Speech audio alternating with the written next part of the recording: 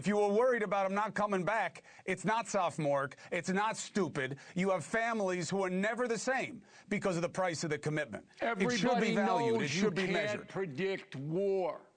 Everybody knows it. If you want to see a television debate suddenly shift from abstract politics to the real human cost of war, this exchange is a perfect example. What begins as a typical discussion about military strategy quickly turns into something far more revealing. Because when Bill O'Reilly dismisses questions about casualties as pointless, Chris Cuomo pushes back in a way that forces everyone watching to confront the uncomfortable reality behind those decisions.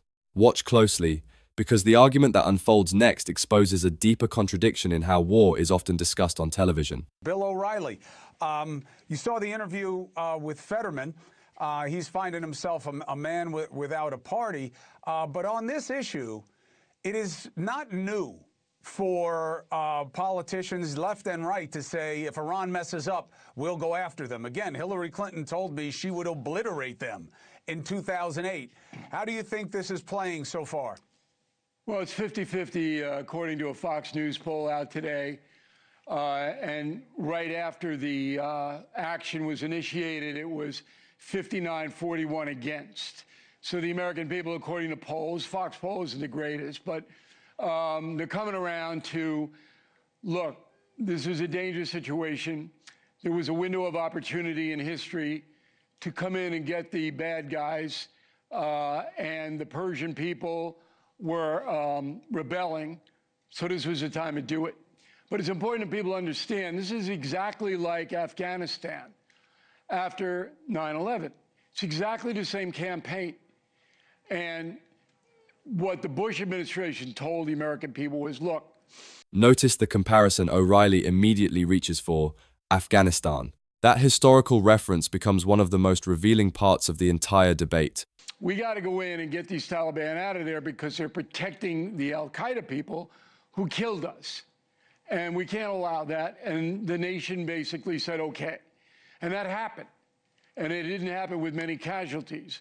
The problem was that the Bush administration tried to nation build, which is impossible in a place like Afghanistan or Iraq. It's a tribal country. It's never going to change. Persia is a little bit different. More sophisticated population. They seem to want some semblance of freedom. And that's why President Trump moved. He didn't want to move. I spoke with him lengthy on the phone, and he offered the mullahs a really good deal to get out of this, to give up their nuke program and their ballistic missiles. And the United States and other countries would then rebuild their economy, help them with safe nuke energy. And the mullahs just basically said, blank you, we're not going to do it.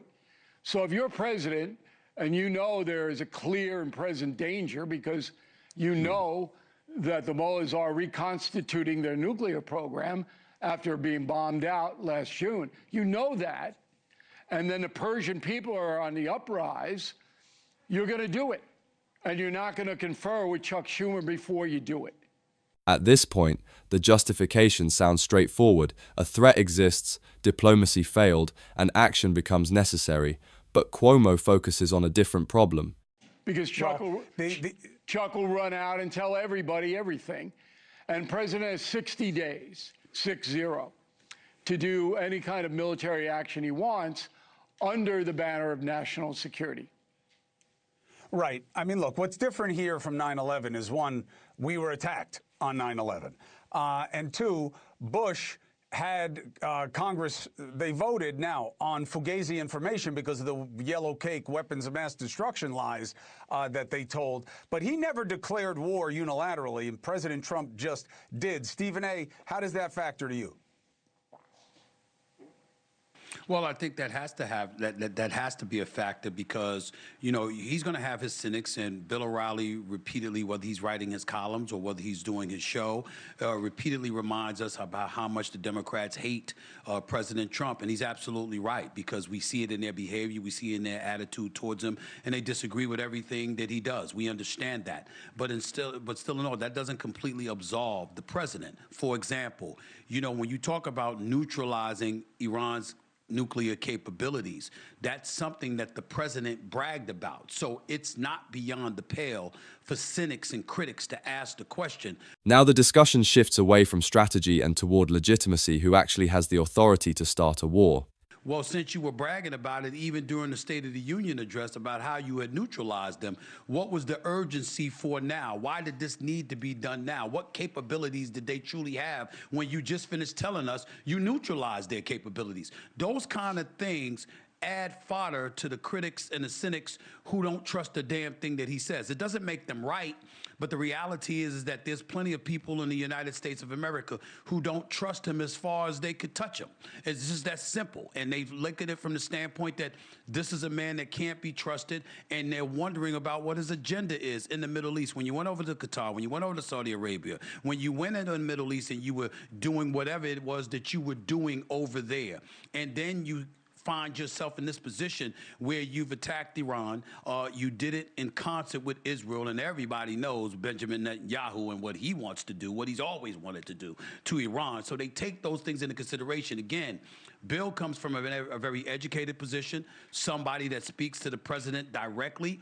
So we're not here, I'm not here to question his facts. I'm just simply saying when it comes to the cynics and the skeptics and what they have to say, from afar, from a distance, you do find yourself scratching your head and saying, make it make sense. You said they didn't have any capabilities, really, and now here you are saying that's justification for bombing. And that skepticism becomes even stronger once the conversation turns toward the real objective behind the operation.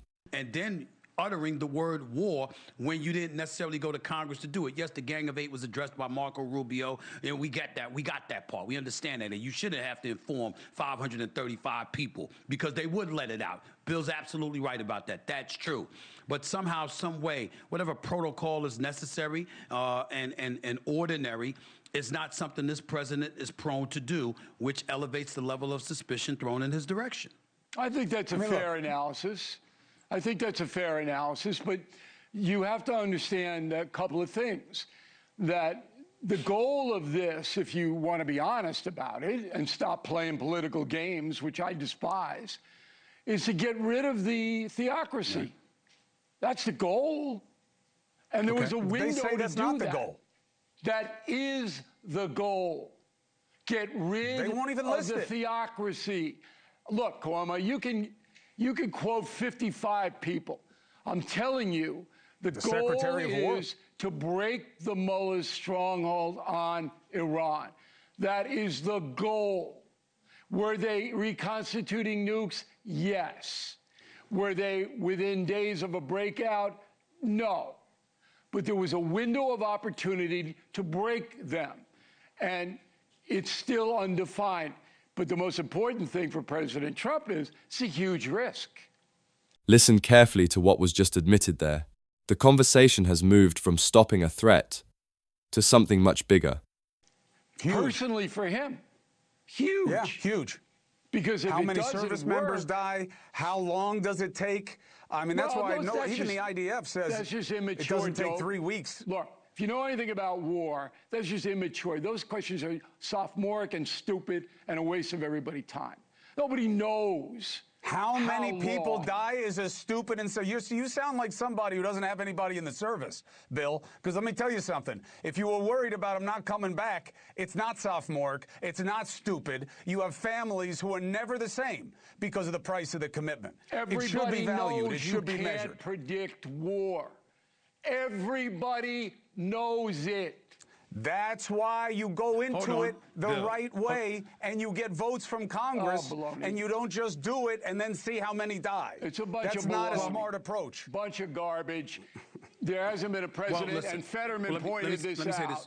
Fetterman pointed it out. Hasn't been a declaration of war since World War II. Presidents know they have to move, and they have to move fast. Trump said we're at war with Iran. No president has ever said that unilaterally before. So None. what? So what? It's against the Constitution. Congress declares war. He is using a phrase, okay? Yeah. That final exchange is the moment where the entire debate changes tone. Until that point, the conversation followed a familiar pattern. One side argued that military action was necessary because of a strategic opportunity and a long-term threat.